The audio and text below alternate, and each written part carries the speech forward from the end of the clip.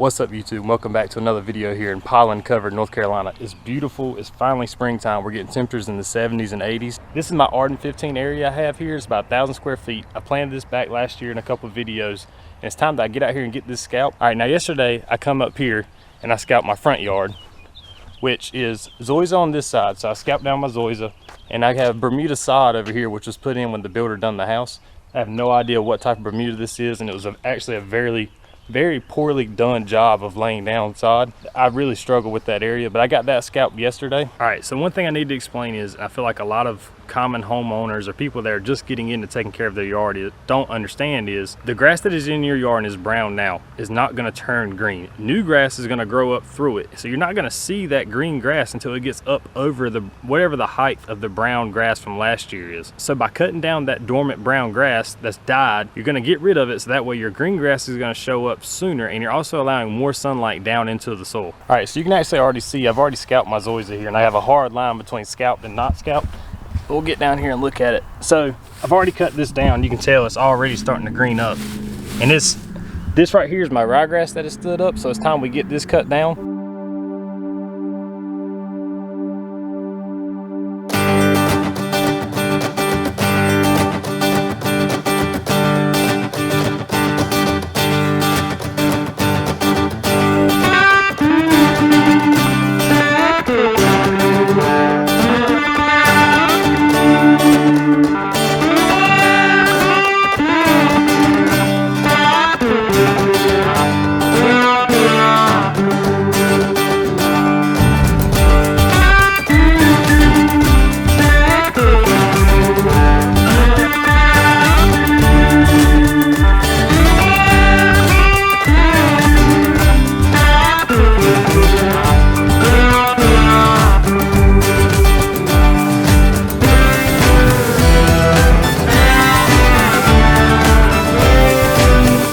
All right, so now biggest thing here, you're gonna wanna go over this several times. Just keep going over it and get as much up as you can. In my last video, we scalped my Zoysia.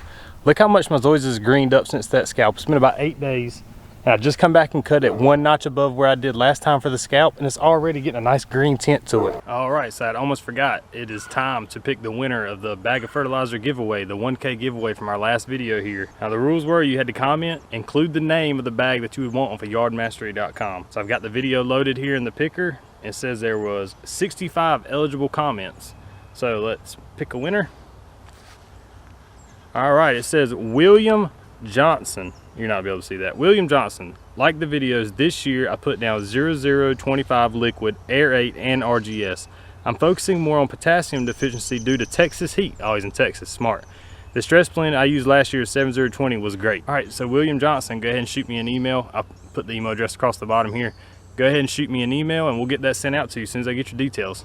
And now if he doesn't respond, and I'm gonna give him a week or two. If he doesn't respond, we'll pick another winner here. Now back to the footage. So I'm gonna move back here into the shade where it's a little bit cooler and talk about the rest here. So now one thing I need to tell you is if you've bought new lawnmower blades for your mower this spring and for this coming up season, don't put them on yet. Use your old blades to do this scalping. Scalping is rough. And also you're gonna wanna take this down as low as your mower will let you, or as low as your yard will let you. Some people are gonna have uneven yards, or you might have rocks in your yard. Take it down to the point where you can safely scalp it without tearing up your lawnmower. Now if you hadn't taken your yard down a little bit last fall, and your grass is standing tall, this is going to be a lot of work. You're going to have a lot of extra material to take off, and it's going to take you a while. So make sure you prepare at least a Saturday maybe to work on this. This is not something you're going to get done in just an hour or two. And a lot of times you can hire people to come do this for you. Plenty of services. Just tell them you want to get your yard scalped, let them tear up their equipment or put wear and tear on their equipment. Let them come do it for you if you can't. Like I said, this is a lot of work. It took me probably 3 or 4 hours just to get about 7,000 or 8,000 square feet scalped down and removed and took off into the woods here. And my Bermuda up front, I'm actually gonna hit it with some SeaK now. I haven't put that down in that little area yet on that sod. So I'm gonna go ahead and apply that now and see if it'll speed up the process. I can already tell it made a difference in my Zoysia back here. Now, another thing is, so if you've just put down your pre-emergent or fertilizer, you're not gonna wanna do this just yet, because what you're gonna do is you're gonna suck up everything you just threw down. I gave mine at least, I think it was 3 or 4 weeks here, and it's pretty much watered in. I can't search down to find any more fertilizer still sitting on top of the grass. And now with the pre-emergent, I'm gonna show you a side-by-side comparison here. So my neighbor here has just started using pre-emergent. This will be his first year. Look at the difference between me using pre-emergent for, it's my 2nd year now, and him only using it for the 1st year.